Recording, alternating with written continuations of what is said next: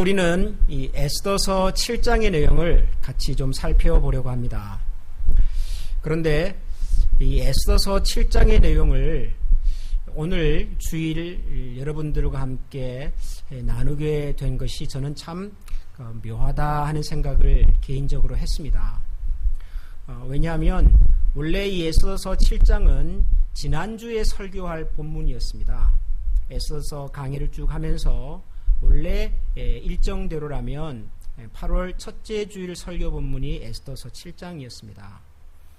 그런데 지난주에는 쿠바 단기 선교를 다녀와서 선교와 관련된 보고 겸 말씀을 전하느라 한 주 스킵을 하고, 그래서 한 주 미루어서 오늘 이 에스더서 7장을 여러분들과 함께 나누게 되었는데요. 이 에스더서 7장이 가지고 있는 내용이 오늘 우리가 기념하려고 하는 이 대한민국의 8.15 기념일과 매우 흡사한 부분이 있기 때문입니다. 제가 이 내용을 비교해서 오늘 맞춰가지고 설교하려고 했던 것이 아닌데, 결과적으로 오늘 이 말씀을 여러분들과 나누게 된 것이 정말 이것이 우연이라고 말하기에는 참 묘하다 하는 생각을 저는 개인적으로 하면서 이 말씀을 준비해 보았습니다. 왜 이런 생각을 하게 되었는지를 먼저 이 에스더서 7장의 내용을 한번 살펴보면서 말씀을 전해보도록 하겠습니다. 여러분들이 읽으셔서 아시겠지만 에스더서 7장은 이제 한꺼번에 모든 유다 백성들이 죽을 수밖에 없는, 온 유다 백성이 한꺼번에 죽을 운명에 처해 있던 이 유다 백성이 바로 이 에스더서 7장의 사건으로 인해서 분위기가 반전이 되는 사건입니다. 그래서 죽을 뻔했던 유다 백성들은 죽음에서 구사일생으로 살아나고, 반대로 유다 백성을 죽이려고 했던 장본인 하만이 자기가 죽이려고 했던, 그래서 준비했던 형틀에 달려서 오히려 죽임을 당하는 장면입니다. 에스더서 전체 이야기 흐름 속에서 가장 중요한 사건이고, 전체 이야기의 이 클라이맥스라고 말할 수 있는 부분이 바로 이 에스더서 7장입니다. 완전히 에스더서의 내용이 반전이 되는 사건입니다. 내용은 이렇습니다.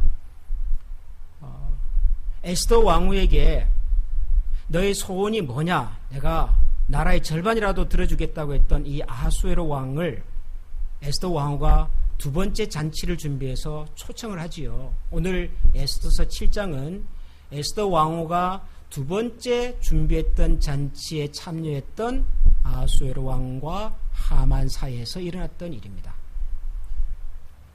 잔치가 너무나도 즐겁고, 그리고 에스더 왕후에 대해서 너무 사랑스러운 마음이 있었던 아하수에로 왕이 또 묻죠. 당신의 소원이 뭡니까? 나라의 절반이라도 내가 들어주겠습니다. 그러자 에스더 왕후는 그동안 준비하고 있었던 생각을 드디어 아하수에로 왕에게 솔직하게 고백을 합니다.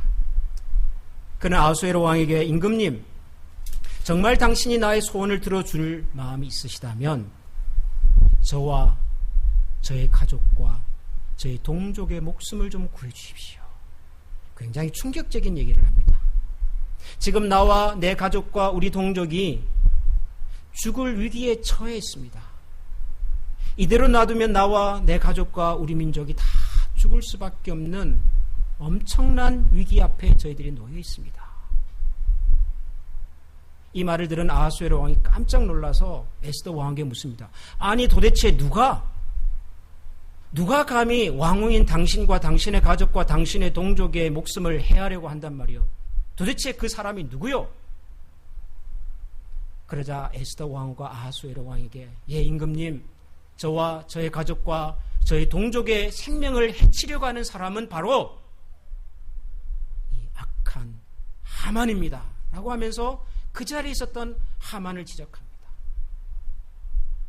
바로 이 하만이 저와 우리 가족과 우리 동족의 생명을 없애려고 하는 아주 악한 음모를 꾸미고 있는 장본인이라고 에스더 왕후가 아하수에로에게 얘기를 합니다.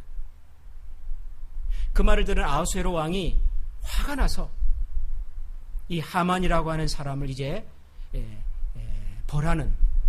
그래서 결국 하만이 자기가 죽이려고 만들었던 형틀에 자기가 달려서 죽게 되는 그런 운명으로 이 에스더서 7장의 내용이 전개가 되는데, 그런데 여러분, 이 에스더서 7장을 잘 읽어보면 에스더 왕후가 아하수에로 왕에게 나와 나의 가족과 나의 동족의 생명을 좀 구해달라고 얘기한 그 시간부터 아하수에로 왕이 실제로 하만이라고 하는 사람을 형틀에다가 매달아서 죽이라고 최종적으로 명령한 그 사건까지는 아주 중요한 3번의 고비가 있었습니다. 아하수에로 왕에게 에스더 왕후가 나를 살려달라고 얘기했다고 해서 그 자리에서 바로 아하수에로 왕이 이 나쁜 하만 저 녀석을 당장 오게 가둬라라고 한 것이 아니에요. 최종적으로 하만을 저 사형 집행틀에 매달아라, 죽여라라고 선포하기까지 굉장히 중요한 3번의 고비가 등장을 합니다. 첫 번째 고비는 에스더 왕으로부터 이 하만이라고 하는 사람이 나와 내 가족과 내 동족을 죽이려고 하는 나쁜 사람입니다라고 하는 말을 들은 아하수에로 왕의 반응이었습니다. 태도였습니다. 왕후 에스더의 말을 들은 아하수에로 왕은 너무너무 화가 났습니다. 그건 충분히 이해할 수 있는 표현입니다. 그래서 성경에 보면 에스더 왕후의 말을 들은 이 왕이 실제로 보면 노하여 일어나서 잔치 자리를 떠났다, 그렇게 기록하고 있습니다. 에스더 왕후의 얘기를 들은 아하수에로 왕이 너무 노해서 너무 화가 나서 감히 왕후의 목숨을 함부로 해하려고 하는 그런 사람이 바로 내 밑에 있었다니, 이 사실을 안 아하수에로 왕이 너무너무 화가 나서 그 자리를 박차고 떠나버렸습니다. 이해할 수 있는 장면이지요? 충분히 이해할 수 있습니다. 그런데 그 다음 장면이 좀 묘합니다. 그 자리를 박차고 일어선 아하수에로 왕이 어디로 갔을까요? 성경은 어디로 갔다고 기록하고 있습니까? 왕이 노하여 일어나서 잔치 자리를 떠나 왕궁 후원으로 들어갔다. 왕궁 후원으로 들어갔답니다. 여러분, 아하수에로 왕은, 이 화가 난 아하수에로 왕은 왕궁 후원으로 왜 들어갔을까요? 우리가 상식적으로 추측할 수 있는 것은 이 정도죠. 화가 너무 나가지고 이 화를 어떻게 좀 다스려 보려고, 이 감정을 좀 어떻게 좀 다스려 보려고 잠깐 좀 시간을 갖기 위해서 후원으로 갔다, 그렇게 생각할 수 있겠죠. 근데 여러분들이 드라마나 소설이나 영화나 이런 장면에서 예를 들어 왕과 왕비가 곁에 있고 그 옆에 왕비의 목숨을 해하려고 하는 장본인이 있었습니다. 근데 왕비가 왕에게 그렇게 얘기한 거예요. 임금님, 저 나쁜 사람이 나의 목숨을 해하려고 했습니다 라고 하는 말을 들었다면, 절대적인 힘을 가지고 있었던 그 시절에 왕이 할 수 있는 가장 상식적인 행동은 뭐죠? 여러분 같으면 어떻게 하셔요? 바로 여러분 앞에 여러분 친구가 있고 여러분의 아내가 있는데, 여러분의 아내가 저에게 아니 이 사람이 나의 생명을 이렇게 나쁘게 해야 하려고 했습니다 라고 하는 말을 들었다면 우리가 할 수 있는 가장 상식적인 반응은 뭐죠? 그 자리에서 그 사람을 꾸짖든지 징계하든지 벌을 주든지, 그게 상식이죠. 더군다나 왕입니다. 왕, 절대적인 권한을 가지고 있는 왕입니다. 그러면 우리가 생각할 수 있는 상식적인 행동은 이랬어야 합니다. 뭐라고? 이 나쁜 녀석, 여봐라, 저 녀석을 당장 오게 가두어라, 그거예요. 그런데 아하수에로 왕은 그러지 않았습니다. 대신 어떻게 하지요? 화가 난 아하수에로 왕은 왕궁 후원을 갔답니다. 여러분, 옛날 왕궁의 후원은 뭐 하던 장소였을까요? 왕궁에는 여러 시설들이 있었겠지만 후원도 있었겠죠. 백야드, 가든이 있었겠죠. 후원은 주로 뭐 하는 곳이던가요? 주로 보면 왕이나 왕비나 왕궁에 살고 있는 중요한 분들이 거닐면서 산책하면서 담소를 나누고 교제를 하고 혹은 생각을 하고 묵상을 하는 그런 휴식의 장소지요. 그곳은 정치적인 나라의 중요한 일을 결정하는 자리가 아닙니다. 나라의 정치적인 국사를 결정하는 자리는 집무실이죠. 집무실, 백악관, 청와대, 그런 거라고요. 왕이 후원으로 갔다고 하는 것은 정치적인 나라의 중대한 일을 결정하기 위해서 들어간 것이 아니라는 얘기입니다. 생각하기 위해서 갔다는 얘기예요. 뭘 생각하러 갔을까요? 지금 왕이들은 이 사실에 대하여, 이 상황에 대하여 도대체 내가 어떻게 결정해야 되는가를 생각하기 위해서, 고민하기 위해서. 아니, 목사님, 왕이 뭘 그런 걸 가지고 고민을 합니까? 말 한마디면 되는데.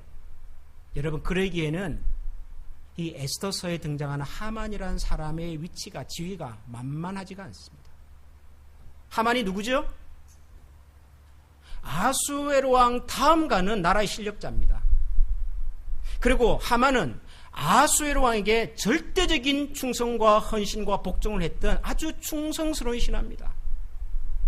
그리고 왕의 반지를 맡겨서 그 사람에게 나라의 모든 일을 맡길 만큼 왕이 절대적으로 신임하던 사람이었습니다. 하만이라고 하는 사람이 만만한 사람이 아닙니다. 아무리 절대적인 힘을 가졌다고 해도 하만을 함부로 처리하기가 부담스러운 존재입니다.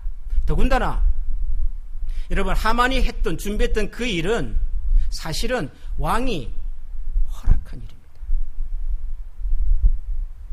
여러분, 그렇잖아요. 왕의 반지를 뺏어 줬습니다. 너가 무슨 명령을 하든지, 네가 무슨 일을 하든지 그 결정이 곧 나의 결정이라고 허락해 준 일입니다.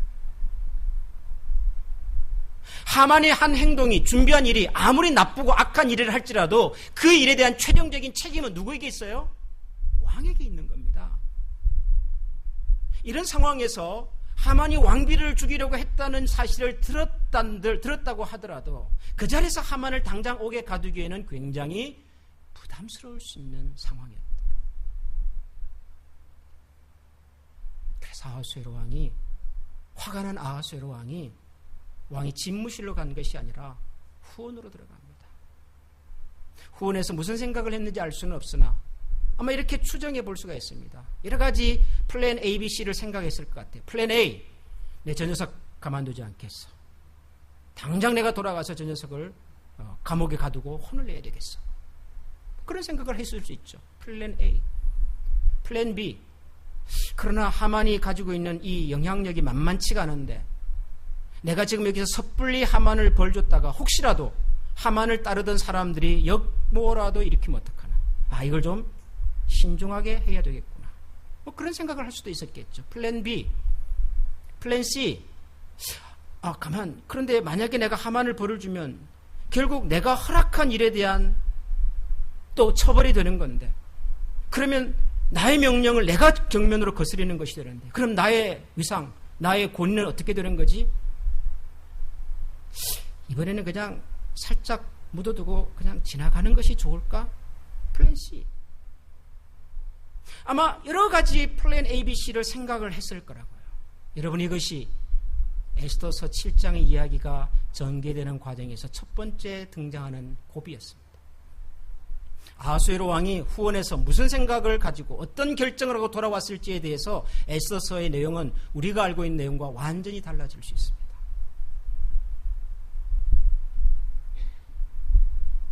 아하수에로 왕이 후원에서 돌아옵니다. 후원에서 돌아왔는데 아하수에로 왕 앞에 뜻밖의 상황이 펼쳐졌습니다. 그게 뭐지요? 하만이 내가 이제는 끝났구나. 왕비가 나의 계획을 알았고 나의 계획을 임금님에게 이렇게 얘기해버린 이상 나는 더 이상 살아날 수 있는 가능성이 없구나 라고 판단한 이 하만이 에스더 왕비 앞에 납작 엎드려서 자기 목숨을 살려달라고 구걸하는 장면이었습니다. 그런데 왕궁 후원에서 돌아온 아하수에로 왕의 비친 그 장면은 하만이 왕비를 궁 안에서, 그것도 내가 보는 앞에서 뭘 하려고 했다고요? 겁탈을 하려고 했다. 왕은 그렇게 봤어요. 왕이 후원으로부터 잔치 자리에 돌아오니 하만이 에스더가 앉은 걸상 위에 엎드렸거늘 왕이 이르되 저가 궁중 내 앞에서 왕후를 강간까지 하고자 하는가? 그 장면을 본 아하수에로 왕이 더 이상 참을 수가 없습니다. 왕의 입에서 그 말이 나오자마자 주변에 있었던 신하들이 하만에게 몰려들어서 하만의 얼굴을 덮어버리고 그리고 그를 현장에서 체포를 했더라. 여러분, 이것이 에스더서 7장의 이야기가 전개되는 과정에서 등장하는 두 번째 고비입니다. 이게 왜 두 번째 고비였냐 그러면, 여러분, 이 장면이 참 묘해요. 하만이 왕비를 궁 안에서, 그것도 왕이 보는 앞에서 겁탈을 하려고 했다라고 하는 것이 아하수에로 왕의 판단이었습니다. 그런데 여러분, 하만이 정말로 그랬을까요? 정말로 하만이 궁중에서 왕이 보는 앞에서 왕비를 겁탈하려고 했을까요? 여러분 같으면 그러시겠어요? 여러분이 하만의 입장이라면 그러시겠어요? 여러분, 지금 하만은 사면이 다 초과합니다. 지금 이 위기 상황을 극복할 수 있는 유일한 방법은, 자기의 생명을 구원해 줄 수 있는 유일한 생명기루줄은 왕후 에스더예요. 자기를 왕에게 고발한 이 왕후 에스더예요. 수단과 방법을 동원해서라도 이 왕후 에스더에게 자기의 생명을 살려달라고 간절히 부탁을 해야 될 입장이에요. 내 생명줄을 쥐고 있는 사람이 에스더 왕후라고요. 그런데 그런 하만이 궁중에서 왕이 보는 앞에서 그 왕비를 겁탈하려고 했다? 여러분, 이게 설명이 됩니까? 설명이 되는 이야기입니까? 아니에요. 뭐 이 정도는 했을지 몰라요. 하만이 너무 다급하니까 그 왕비가 앉아있는 의자 밑에 납작 엎드려가지고 왕비의 발을 붙들고 왕비의 신발을 붙들고 제발 저희 좀 생명을 좀 살려주십시오. 아마 그렇게 했을 수는 있을 거예요. 하만의 입장에서 지금 왕비를 어떻게 함부로 해보겠다는 생각은 할 수 없는 상황이에요. 이건 말이 안 되는 상황이에요. 근데 그게 중요하지 않았어요. 중요한 건 뭐였죠? 아하수에로 왕이 그 장면을 그렇게 봤다는 거예요. 아하수에로 왕의 눈에 비친 그 장면은 하만이 왕비를 겁탈하려고 하는, 감히 왕비의 존귀와 왕비의 영광과 권위를 함부로 했을 뿐만 아니라, 그러면 모든 것이 정리가 돼버려요.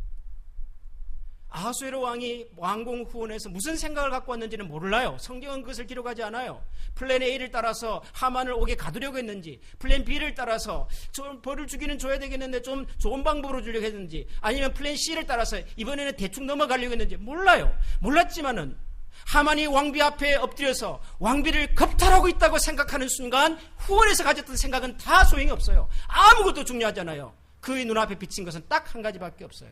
저 녀석 죽여야 되겠다. 이제는 뭐 그 사람이 음모를 꾸미고 뭐 그다음 왕이, 그건 하나도 중요하지 않아요.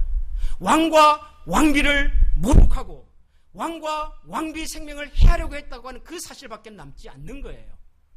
너무너무 단순해졌어요. 아하수에로 왕의 판단이 너무너무 쉬워졌어요.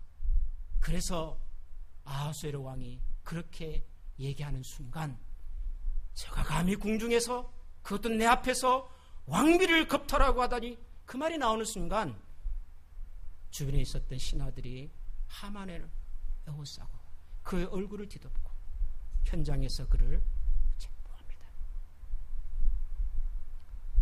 여러분, 똑같은 현상에 대한 해석이 너무도 달랐어요. 두 번째 고비입니다. 아하수에로 왕이 하만의 행동을 그렇게 판단하게 된 것. 그런데 바로 그 순간 왕 옆에 있었던 하르보나라고 하는 내시가 기가 막힌 얘기를 합니다. 이제 화가 그냥 치밀어가지고 좀 부들부들 떨고 있었겠죠. 아하수에로 왕이. 주변에 있는 신하들이 하만을 이제 붙잡았죠. 어떻게 해야 합니까? 왕 입에서 마지막 무슨 얘기가 떨어질까를 기다리고 있는 순간입니다. 그런데 하르보나라고 하는 내시가 이런 얘기를 합니다. 임금님, 지금 이 하만의 집에 큰, 높이가 얼마라고요?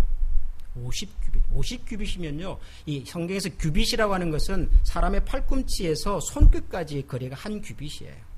옛날엔 센티미터, 마일 이런 게 없었기 때문에 신체적인 이런 것을 가지고, 이게 이제 50개예요. 이게 한 30cm, 35cm 될까요? 그럼 이게 50개라고 생각해 보십시오. 엄청 높은 장대를 매달았습니다. 거기다가 이제 모르드기를 달아서 죽이려고. 근데 하르보나가 이런 얘기를 합니다. 임금님, 하만의 집에 장대가 50규빗이나 되는 큰 장대가 있는데요. 근데 그 장대를 왜 세웠냐면 성경은 이렇게 얘기합니다. 왕을 위하여 충성된 말로 고발한 모르드게를 달고자 하여. 모르드게라고 하는 사람을 죽이려고 형틀을 만든 건데 그 모르드게를 어떻게 설명해요? 왕을 위하여 충성된 말로 고발한 모르드게 그럽니다. 이것은 제가 에스더서 6장을 여러분들과 함께 나누면서 한번 언급했던 부분입니다. 사실 아하수에로 왕은 모르드게가 어떤 사람인지도 몰랐습니다. 과거에 역모가 있었고 그 역모를 고발해서 자기 생명을 살려준 사람이기는 했으나 잊혀졌던 사람입니다. 그런데 어느 날 잠이 오지 않아서 왕궁의 일기를 읽다가 발견한 사람이에요. 모르드게. 이 사람이 나의 생명을 구해줬구나. 그 사람에게 상을 준 적이 있냐? 그러면서 새삼 알게 된 인물이 모르드게. 그런데 하르보나가 바로 그 순간 왕에게 그렇게 얘기를 했습니다. 임금님, 왕을 위하여 충성된 고발을 했던 모르드게를 달려고 하만의 시도와 음모와 계획과 준비가 궁극적으로 지향하는 것이 누구였다는 얘기예요? 임금님이었다는 거예요. 왕에게 충성을 다한 백성을 신하를 죽이려고 아하수에로 왕의 입에서 나온 마지막 말입니다. 이 하만을 그 형틀에 당장 매달아라. 그리고는 성경은 이 모든 상황이 종결되었다고 얘기합니다. 모르드게를 매달려고 한 나무에 하만을 다니 왕의 노가 그쳤다. 여러분, 에스더 왕후가 아하수에로 왕에게 이 사람이 나와 우리 가족과 우리 민족을 죽이려고 나쁜 사람입니다 라고 하는 말을 한 그 사건부터 순간부터 아하수에로 왕이 하만을 형틀에 달기까지 중요한 고비들이 등장을 해요. 만약에 이 고비마다 한 번이라도 아하수에로 왕이나 하만의 행동이나 혹은 네시 하르보나의 얘기가 없었다면 아마도 우리가 알고 있는 이 에스더 7장은 일어나지 않았을는지도 몰라요. 완전히 다른 이야기, 완전히 다른 결과가 나왔을는지도 몰라요. 더 기가 막힌 것은 여러분 뭔 줄 아십니까? 이 세 번의 고비에서 소위 결정적 역할을 한 사람들이 하나님을 믿는 사람들이 다 아니었어요.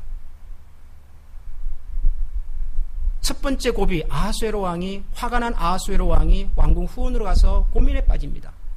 아하수에로 왕은 하나님을 믿는 사람입니까? 아니에요. 두 번째 고비, 하만이 에스더 왕후 앞에 엎드려서 자기를 살려달라고 지금 간구하고 있습니다. 근데 하필이면 그 장면을 아하수에로 왕은 이 하만이 왕비를 겁탈한다고 봤습니다. 이 하만의 행동, 하만은 하나님을 아는 사람입니까? 아니에요. 마지막으로 왕에게, 화가 난 왕에게, 임금님, 이 하만의 집에 높이가 50규빗이나 되는 큰 장대가 있는데 거기에는 왕을 위하여 충성스럽게 고발했던 모르드게를 달려고 했답니다 라고 말한 네시 하르보나, 그는 하나님을 아는 사람입니까? 아니에요. 이 결정적인 고비마다 중요한 역할을 했던 사람은 다 하나님을 믿는 사람이 아니에요. 그럼에도 불구하고 그 사람들의 판단과 행동과 결정이 유다민족의 운명을 바꾸려는 아주 기가 막힌 역할을 하게 만들어요. 그 결과 다음 날이면 유다 백성이 죽습니다. 여러분, 지금 이 잔치가 끝나면 원래 예정은 하만이 왕의 허락을 받아가지고 이제 잔치가 끝나면 바로 내일 전 페르시아에 있는 유다 백성들을 다 한 곳에 모아가지고 왕의 명령하에 유다 백성들을 다 죽이는 거예요. 내일이에요, 내일. 근데 그 전날 이 일이 일어난 겁니다. 하만이 죽고 유다 백성이 살아납니다. 제가 이 에스더서 7장을 묵상하고 준비를 하면서 왜 이 말씀을 오늘 전하게 되는 것이 참 묘하다는 생각을 하게 됐냐 그러면, 여러분, 오늘 우리가 오후에 기념하려고 하는 이 8.15라고 하는 날은 우리 한국 사람에게는 너무너무 이게 아주 소중한 날이에요. 우리가 미국에 살고 있고 우리 중에 어떤 분들은 미국의 시민이 되어 계셔서 이제는 뭐 한국의 역사와 한국의 문화가 그닥 나와 별 상관이 없다고 생각할지 몰라도, 여러분, 우리의 뿌리는 대한민국인데 대한민국의 역사 속에서 이 8.15가 가지고 있는 의미는 너무너무 소중해요. 특히 우리 크리스찬들은 그래야 합니다. 왜냐하면 1945년 8월 15일에 있었던 이 해방과 관련된 사건 속에는 많은 사람들에게 알려지지 않은 아주 중요한 사실 하나가 숨어 있어요.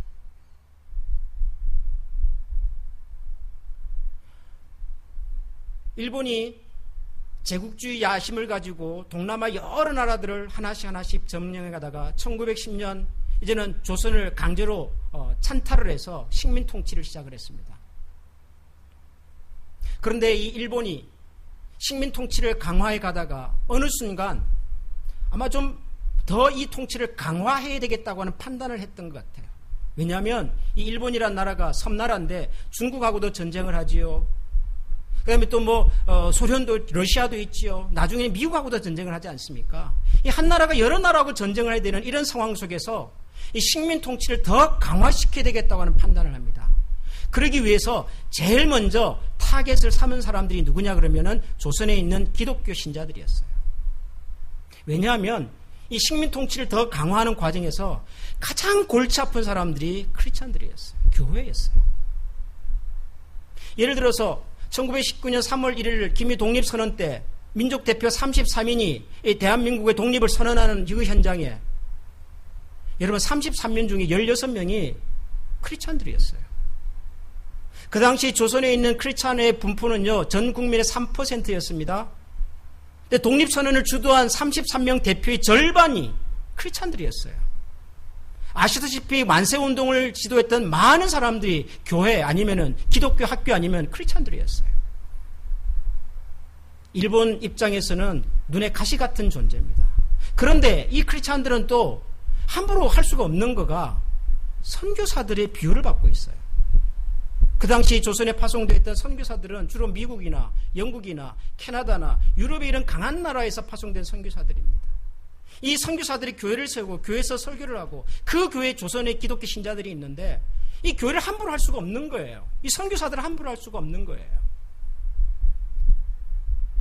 그래서 일본이 결심한 가장 대표적인 정책이 신사참배라고 하는 것이었습니다. 신사참배. 여러분 신사참배란 말을 혹시 들어보셨습니까?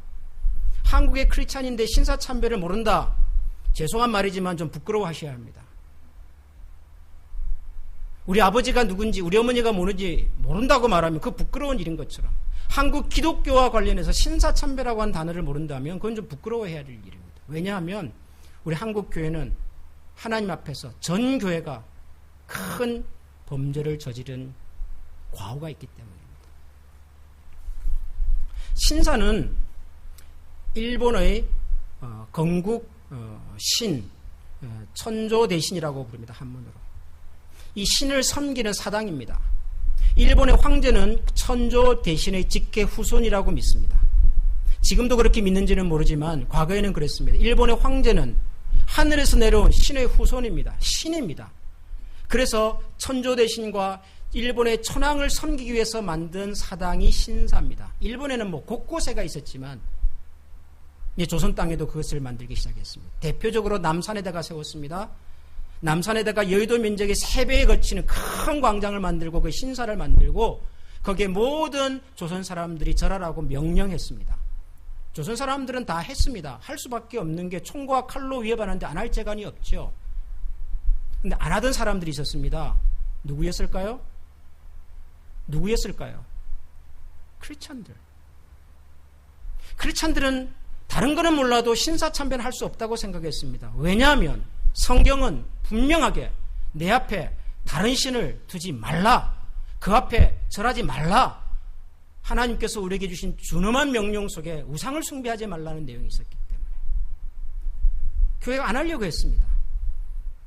그렇다고 일본이 그걸 안 하도록 그냥 내버려 두겠습니까? 총과 칼로 조선의 모든 교회와 크리스찬들이 신사 참배할 수 있도록 몰아붙였습니다. 1937년 조선에 있는 교회 대표들이 모이는 총회가 몰렸습니다.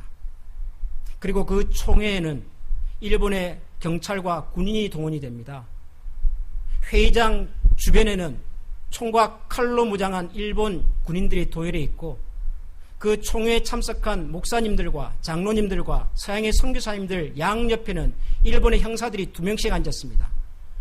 그리고 회의를 진행하는 제일 앞에는 당시 경무청의 최고 지도자가 긴 칼을 차고 회의장에 있는 모든 사람들을 협박했습니다. 그리고 이미 회유한 3사람이 발의합니다. 우리 조선의 기독교도 이제는 신사에 참배하기를 동의합니다. 또 한 사람이 제청했습니다. 그래서 이제 표결에 붙이기 시작합니다. 여러분, 조선의 기독교가 신사에 참배하기를 가하면 예하십시오. 사회자가 묻자 그 질문에 예라고 대답한 사람이 10명이었습니다. 그날 그 회의장에 참석한 사람이 약 200명입니다. 그 중에 10명만 예라고 대답을 합니다. 나머지는 차마 예라고 말할 수가 없는 겁니다. 아무리 총과 칼로 일본이 우리 신앙을 압박해도 내 신앙 양심상 차마 그 자리에서 예라고 말할 수가 없는 겁니다. 예라고 말한 10사람은 이미 포섭된 사람들이에요. 그러자 그 현장에 있었던 일본 경찰들이 갑자기 칼을 빼들고 총을 들면서 회의장에 있는 사람들을 협박하기 시작합니다. 그 분위기를 느낀 회의장이 가부를 묻습니다. 여러분, 조선의 기독교가 신사 참배에 가하면 예하십시오. 예? 그 다음에 보통 뭘 묻죠? 우리 교회에서 재직회하고 공동회 할 때 제가 항상 안건을 이렇게 최종적으로 결정하기 전에 한 번 더 묻잖아요. 뭘 묻죠? 부하면 아니요 하십시오. 한 사람이라도 다른 생각이 있으면 말씀해 보십시오라고 하는 거죠. 근데 의장은 그걸 묻지 않습니다. 아니, 묻지 못합니다. 차마 그 분위기 속에서 묻지를 못합니다. 그리고는 선포합니다. 이제 조선의 기독교는 신사에 참배하기로 만장일치로 가결되었습니다라고 선포합니다. 그것이 1937년에 있었던 기독교 총회의 결정입니다. 그리고 그 회의가 끝나자마자 그 자리에 참석했던 모든 목사 장로님들이 남산에 있는 신사에 가서 절을 하기 시작합니다. 그때부터 기독교는 신사에 절을 하기 시작을 했습니다. 그런데 나는 절대로 신사에 참배할 수 없다고 생각했던 크리스찬들이 있었습니다.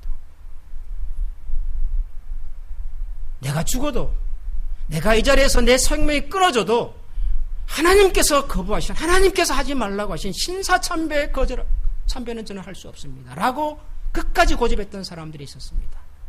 대표적인 분이 주기철 목사님 같은 분이죠.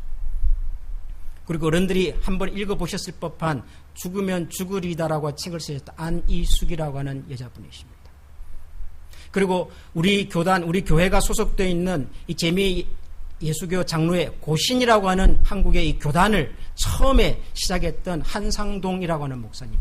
이런 분들은 나는 죽어도 신사 참배할 수 없습니다라고 주장했습니다.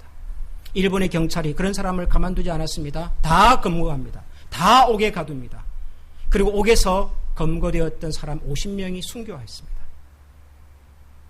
그리고 순교당하지 않은 2,000명을 조선 총독부는 다 처형하기로 내부적인 결정을 합니다.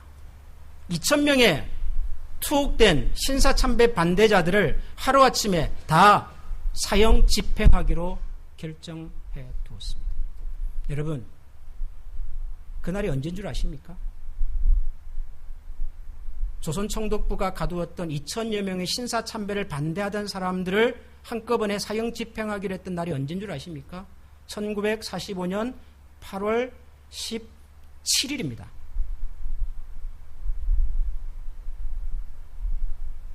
신사참배를 반대해서 투옥되었던 2,000명의 성도들을 하루아침에 다 죽이기로 결정되었던 이틀 전에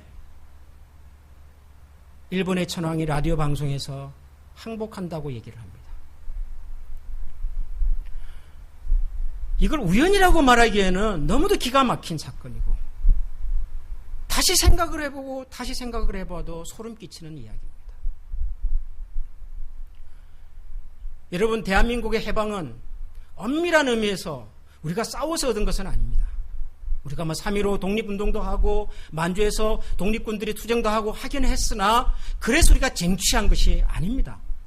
미국의 독립운동처럼 워싱턴 장군이 중심이 돼서 민병대가 중심이 되어서 영국군과 싸움을 해가지고 전투를 해서 이겨서 얻은 해방이 아니었어요. 대한민국의 해방은 2차 대전 말미에 태평양 전쟁을 일으켰던 일본이 연합국과의 전쟁에서 패배하고 난 다음에 이제는 우리가 점령했던 모든 나라에서 이제는 물러가겠습니다라고 하는 그 항복 선언 때문에 찾아온 해방이에요. 여러분, 그래서 동남아시아에는요, 우리 대한민국처럼 그 나라의 독립기념일을 기념하는 날이 우리하고 비슷한 나라들이 많아요. 우리는 언제죠? 8월 15일이죠. 인도네시아 독립기념일이 언제인 줄 아십니까? 8월 17일입니다. 왜 이렇게 비슷하죠? 그때 똑같이 일본에 점령당했거든요. 그리고 똑같이 일본이 물러났거든요. 하루 이틀 차이가 있지만 일본이 물러나는 순간 그 나라가 해방이 된 겁니다. 우리가 어느 날 찾아왔어요.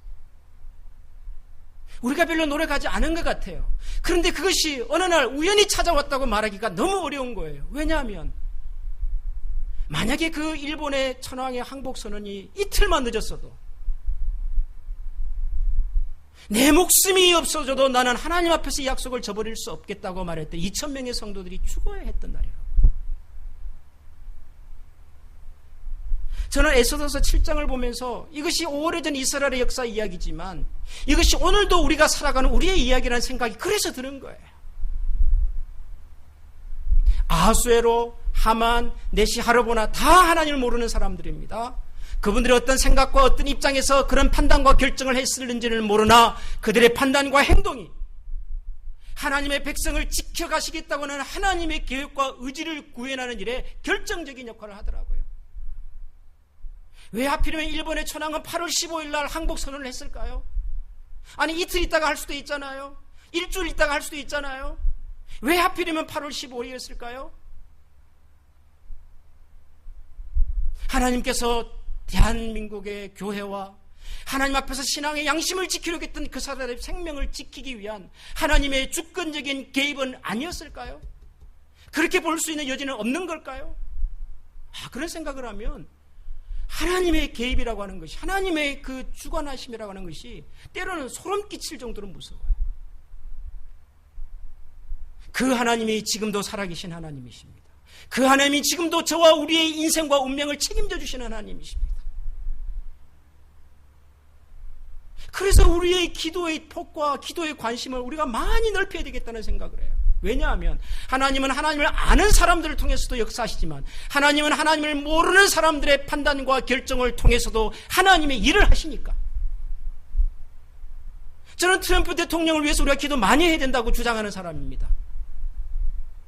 저는 미국의 지도자들을 위해서 우리 성도들이 기도 많이 해야 된다고 생각하는 사람입니다. 저는 저와 여러분들이 대한민국의 대통령과 북한의 지도자를 위해서 기도해야 된다고 생각하는 사람들입니다. 그분들이 하나님을 믿느냐 안 믿느냐 그건 모르겠어요. 그러나 그분들의 어떤 생각과 판단이 우리가 살고 있는 이 땅과 우리가 살고 있는 이 시대와 세상에 아주 중요한 영향력을 끼치는 결정이 될 수 있고, 그 결정이 이 시대를 살아가는 하나님의 백성들을 위한 중요한 결과가 될 수 있어서 기도해야 되겠다.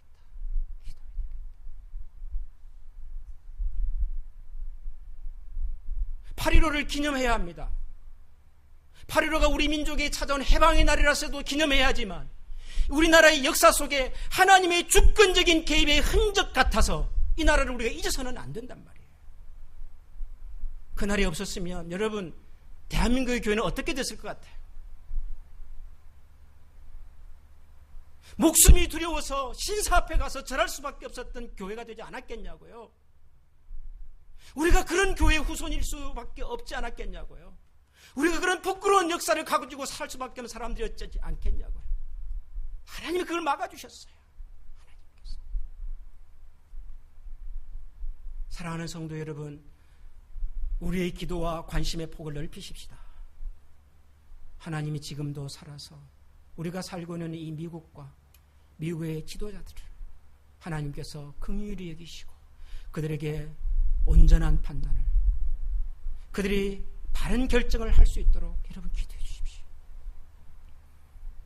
남과 북의 지도자가 또 만나려고 준비를 한다고 그럽니다. 어떤 분은 앞으로 잘 되겠지라고 생각하시는 분도 계시고, 어떤 분은 그래봤자 결국은 똑같아질 거야, 별 기대하지 마 라고 생각하시는 분도 계실지 모르겠습니다. 어떤 생각을 가지시더라도 하나님께서 저분들의 판단과 행동을 통하여 더 이상 한반도에 전쟁에 대한 두려움과 위기가 다시 생기지 않도록 우리가 오늘 불렀던 이 찬송의 가사처럼 하나님께서 이 동방에 있는 조그마한 나라를 통하여 이 나라에서 맺어지는 작은 열매들을 통하여 온 땅에 하나님의 은혜가 선포되고 흘러넘칠 수 있는 그런 나라로, 그런 교회로 만들어 주시도록 우리가 같이 기도하십시다. 우리 시간에 한번 마음을 모아 우리 하나님께 같이 기도하십시다.